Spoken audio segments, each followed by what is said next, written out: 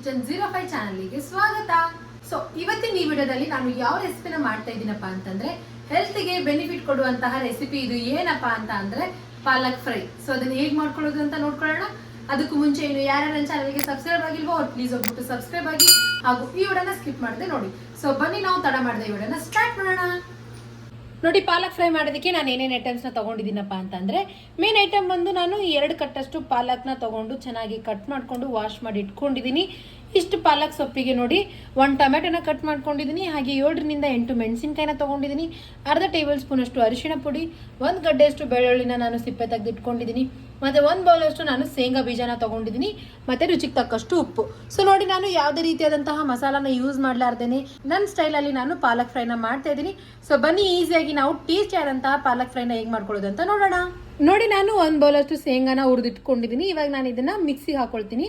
ನೋಡಿ, ನಾನು ಶೇಂಗಿನ ಪುಡಿನ ರೆಡಿ ಮಾಡ್ಕೊಂಡಿದ್ದೀನಿ. ಇವಾಗ ನಾನು ಶೇಂಗಿನ ಪುಡಿನ ಮಿಕ್ಸಿಗೆ ಹಾಕೊಂಡಿದ್ದಲ್ಲ, ಅದೇ ಮಿಕ್ಸರ್ ಜಾರ್ ಒಳಗಡೆ ನಾನು ಬೆಳ್ಳುಳ್ಳಿನ ಹಾಕೊಳ್ತಾ ಇದ್ದೀನಿ. ಹಾಗೆ ನೋಡಿ, ಎಲ್ಲ ಮೆಣಸಿನ್ಕಾಯಿನ ಕೂಡ ನಾನು ಹಾಕೊಳ್ತಾ ಇದ್ದೀನಿ ಈ ರೀತಿ ಮುರ್ಕೊಂಡು.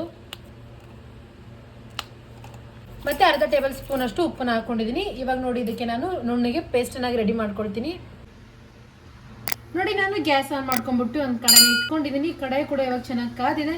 ಇವಾಗ ಇದ್ರೊಳಗಡೆ ನಾನು 2 ಟೇಬಲ್ ಸ್ಪೂನ್ ಅಷ್ಟು ಎಣ್ಣೆನ ಹಾಕೊಳ್ತಾ ಇದ್ದೀನಿ.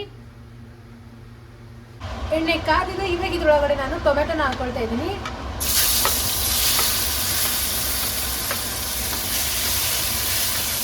ಇವಾಗ ಇದ್ರೊಳಗಡೆ ನಾನು ರೆಡಿ ಮಾಡಿ ಇಟ್ಕೊಂಡಿರೋ ಮೆಣಸಿನ್ಕಾಯಿ ಹಾಗೆ ಬೆಳ್ಳುಳ್ಳಿ ಪೇಸ್ಟನ್ನ ಹಾಕೊಳ್ತಾ ಇದ್ದೀನಿ.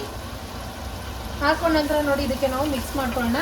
ನೋಡಿ, ನಾನು ಎಣ್ಣೆ ಸಪ್ರೇಟ್ ಆಗೋವರೆಗೂ ಇದನ್ನ ಫ್ರೈ ಮಾಡ್ಕೊಂಡಿದ್ದೀನಿ. ಇವಾಗ ಇದೇ ಟೈಮಲ್ಲಿ ನಾನು ಇದ್ರೊಳಗಡೆ ಅರಿಶಿಣ ಪುಡಿನ ಹಾಕೊಳ್ತಾ ಇದ್ದೀನಿ. ನಾನು ಅರಿಶಿಣ ಪುಡಿ ಹಾಕೊಂಡ ನಂತರ ಒಂದು ಮಿಕ್ಸನ್ನ ಕೊಟ್ಕೊಂಡಿದ್ದೀನಿ. ಇವಾಗ ಕಟ್ ಮಾಡಿ ವಾಶ್ ಮಾಡಿ ಇಟ್ಕೊಂಡಿರೋ ಪಾಲಕ್ ಸೊಪ್ಪನ್ನ ಹಾಕೊಳ್ತಾ ಇದ್ದೀನಿ ನಾನು. ನೋಡಿ, ನಾನು ಎಲ್ಲ ಪಾಲಕ್ ಸೊಪ್ಪು ಹಾಕೊಂಡ ನಂತರ ಚೆನ್ನಾಗಿ ಒಂದು ಮಿಕ್ಸನ್ನ ಕೊಟ್ಕೊಂಡಿದ್ದೀನಿ. ನಾನು ನೀರು ಹಾಕೊಂಡಿಲ್ಲ. ನೋಡಿ, ಪಾಲಕ್ ಸೊಪ್ಪಲ್ಲಿರೋ ನೀರನ್ನ ಬಿಟ್ಕೊಂಡು ಈ ರೀತಿ ಚೆನ್ನಾಗಿ ಫ್ರೈ ಆಗಿದೆ.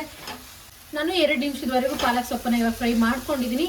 ಇದೇ ಟೈಮಲ್ಲಿ ಇದರೊಳಗಡೆ ನಾನು ಶೇಂಗಿನ ಪುಡಿನ ಹಾಕೊಳ್ತಾ ಇದ್ದೀನಿ. ನೋಡಿ, ಸ್ವಲ್ಪ ಸ್ವಲ್ಪ ಹಾಕೊಂಡು ನಾನು ಮಿಕ್ಸ್ ಮಾಡ್ಕೊಳ್ತೀನಿ.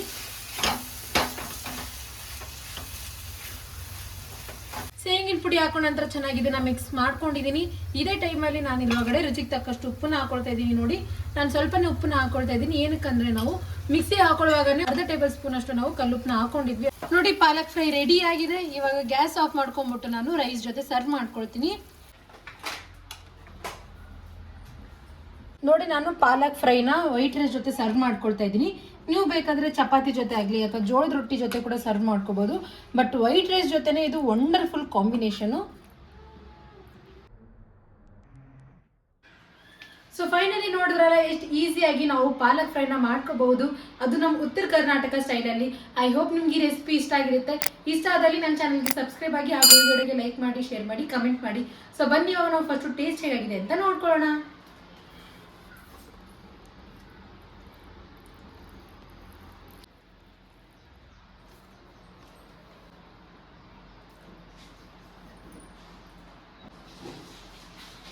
ಪಾಲಕ್ ಫ್ರೈ ಅಂತೂ ತುಂಬ ಅಂದರೆ ತುಂಬ ರುಚಿಯಾಗಿದೆ. ನನಗಂತೂ ತುಂಬ ಇಷ್ಟ ಆಗಿದೆ.